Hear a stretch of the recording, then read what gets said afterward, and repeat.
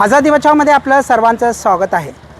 सोलापूर शहरात पुन्हा एकदा दुर्दैवी आणि धक्कादायक घटना घडलेली आहे।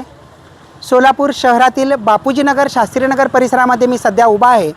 या ठिकाणी अमन फुलारी आणि रेहान फुलारी या दोन जवळपास 15 आणि 18 वर्षाच्या मुलांना आज सायंकाळी 5:15 ते 5:30च्या दरम्यान विजेच्या तारांचा स्पर्श होऊन धक्का बसून दोघांना प्रचंड असा हाय व्होल्टेजचा धक्का बसल्यानंतर हे दोघेही जखमी झालेले आहेत, भाजलेले आहेत आणि त्यांना आता सोलापुरातील छत्रपती शिवाजी महाराज सर्वोपचार रुग्णालयात उपचार करण्यात येत आहे। विशेष म्हणजे तुम्ही पाठीमागे पाहू शकता, हीच ती इमारत आहे ज्या ठिकाणी या दोघांना करंट बसलेला आहे। जवळपास 5:15 वाजण्याच्या सुमारास सायंकाळी ते दोघेही भाऊ याच गच्चीवरून आपल्या छतावरून पतंग उडवित असल्याची माहिती समोर आलेली आहे आणि पतंग उडविताना त्यांच्या घरावरती असलेल्या या हाय व्होल्टेज विजेच्या तारांना धक्का लागून त्या दोघांनाही शॉक बसलेला आहे आणि दोघेही भाजल्याची माहिती समोर आली आहे।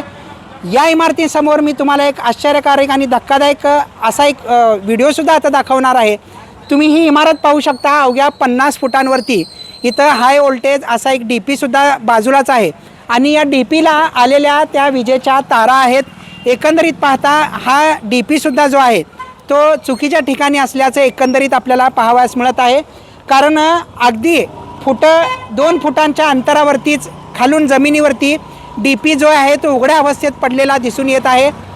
विशेष म्हणजे इथं जे डीपी आहे त्या डीपीच्या बाजूलाच, पेटीच्या बाजूलाच तारा जे आहेत ते उघड्या अवस्थेत आहेत आणि इथं तुम्ही पाहू शकता की कशा पद्धतीने स्विचेस बसवण्यात आलेले आहेत। महानगरपालिकेचा वर पथदिवा आहे आणि त्याला हे स्विचेस आहेत आणि हे पोल आहे। या पोलमध्ये करंट अनेक वेळा उतरल्याची माहिती समोर आलेली आहे।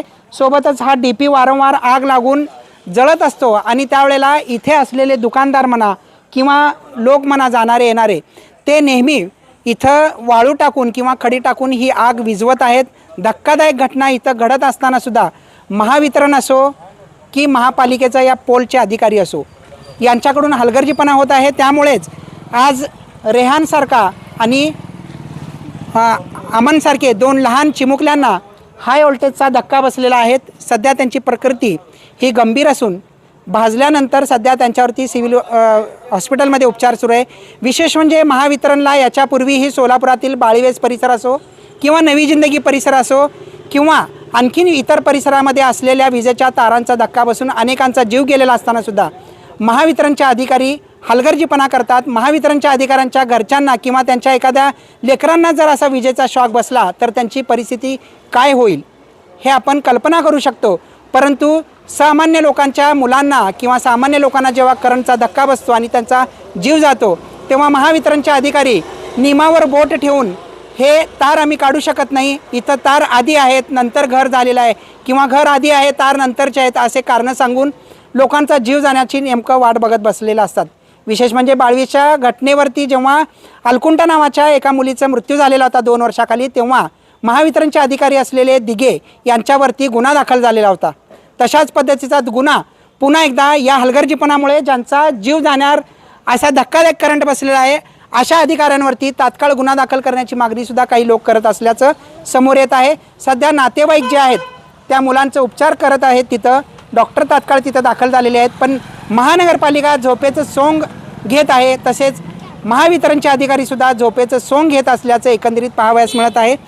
हा पोल याच्यावरती हे बघा, हे असे लहान लहान लेकरं आहेत तिथं खेळत असतात, अनेक लहान लेकरं इथं खेळत असतात। अशा पद्धतीने इथं पूर्ण उघडा डीपी तुम्हाला दिसून येईल। हा सुद्धा जो डीपी आहे, जो बॉक्स आहे जंक्शन बॉक्स, तो पूर्ण उघड्या अवस्थेत आहे। तारा जे पडलेले आहेत आर्थिंगच्या ते खोदाई काम करून आर्थिंग तर करण्यात आलेली आहे, परंतु आर्थिंग जी आहे ती कुठेही जोडलेली आपल्याला दिसून येत नाही आहे।